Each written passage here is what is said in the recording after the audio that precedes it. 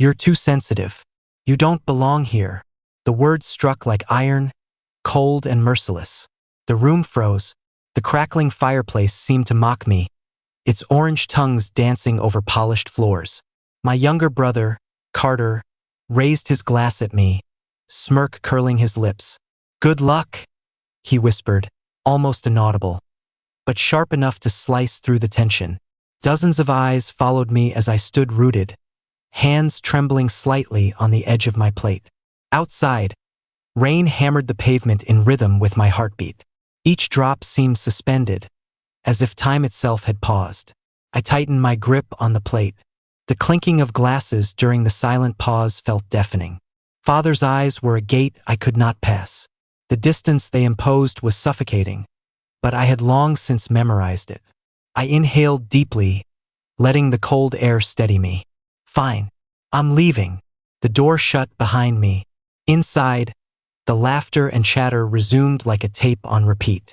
Outside, the wind whipped rain across my face, and for the first time, I drew a breath that belonged to me. Years of being invisible surfaced in a torrent.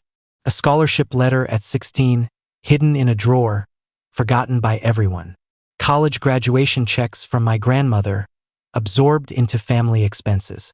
My first paycheck, funneled into Carter's luxury car. Holidays marked by small accidents. Broken water heater, emergency repairs, Carter's rent. Never questioned until I stopped playing the invisible girl. Each memory was a brittle twig snapping under winter frost, accompanied by Father's calculating words. "How much can you contribute this month?"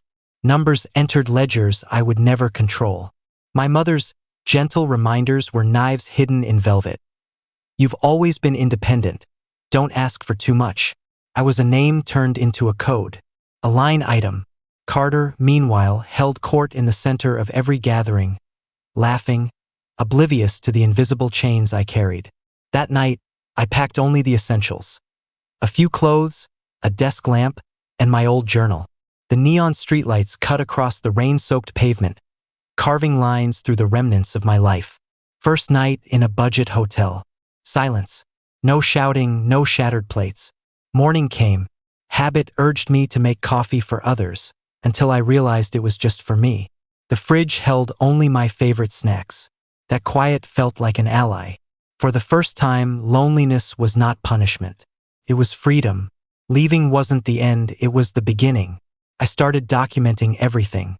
Bank statements, credit card records, checks labeled family emergency. Each printed, filed, backed up. Texts, voicemails, remittance notes. All became threads of a web that would eventually reveal the truth. I once believed neglect was a personal punishment. Now I understood.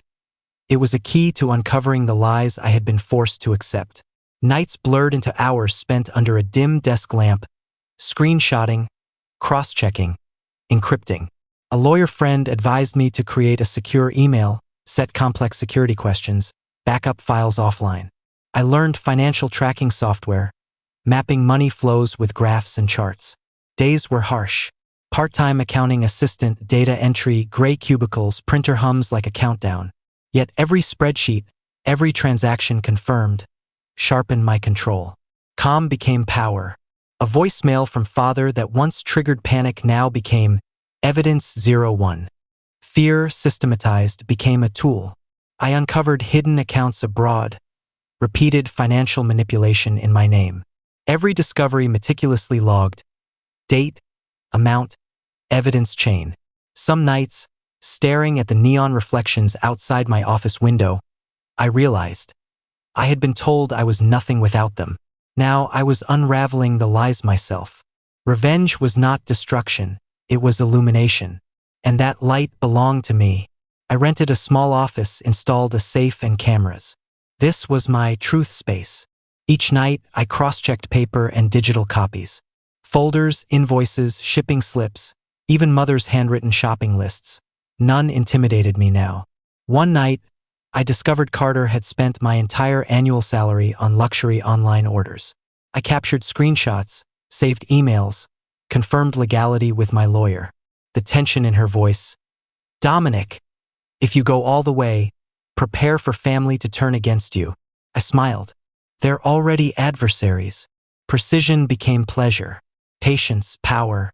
Chat histories, voicemails, invoices, receipts, organized into charts, each fund flow a vein once feeding them, now mapped for control.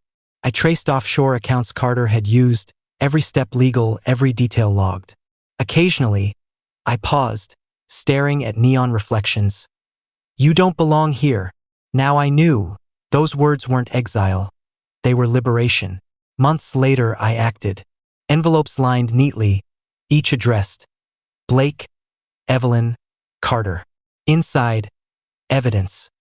Bank statements, credit card misuse, shopping receipts, delivery confirmations. Footer of each page. You thought I didn't see while you stripped me away. Terms were explicit. 1. Return misappropriated funds with written apology. 2. 3. Close all accounts in my name, provide proof. 4. 5. 30 days to comply or face legal and public exposure. 6.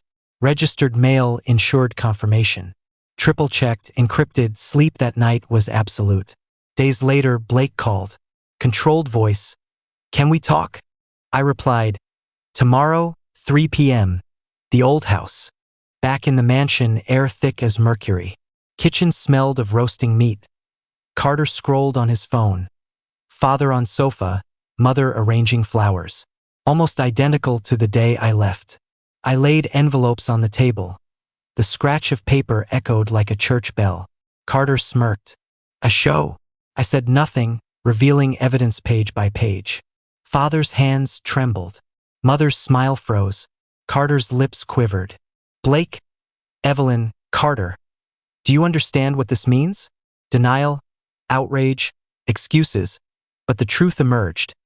Receipts, signed slips, delivery confirmations. Silence thickened. Carter's fingers shook like cut strings. Blake avoided my gaze. Evelyn sobbed. I stated the consequences. 30 days.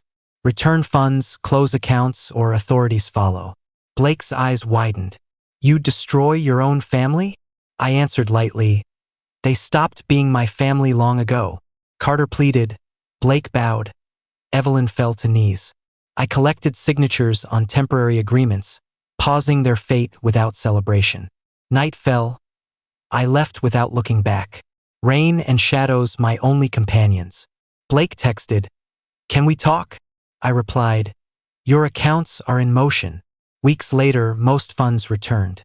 Carter kept low profile. Evelyn moved out. Court records confirmed compliance. I realized lines weren't walls, they were protection. Measured revenge. Reclaim what's mine. Expose truth. Prevent further harm. Months later, I founded a fund aiding victims of familial financial abuse. On the office wall, mother's quote, If they say you ask too much, remember, they can't carry your light. Late one night, I flipped through old photos of the ignored girl I used to be. Now originals bound, labeled archived. Rain outside, warm light inside. On my new door, I release you. Not blessing, but declaration of boundaries. Months passed. Blake, Evelyn, Carter returned most funds. Legal and financial records organized. Neighbors whispered, but I no longer cared. Pain became fuel, not burden. Fund thrived. I spoke to victims, their eyes a mix of fear and hope.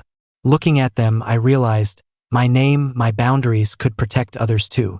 Snow fell outside. I held a photo of myself at a family gathering corner.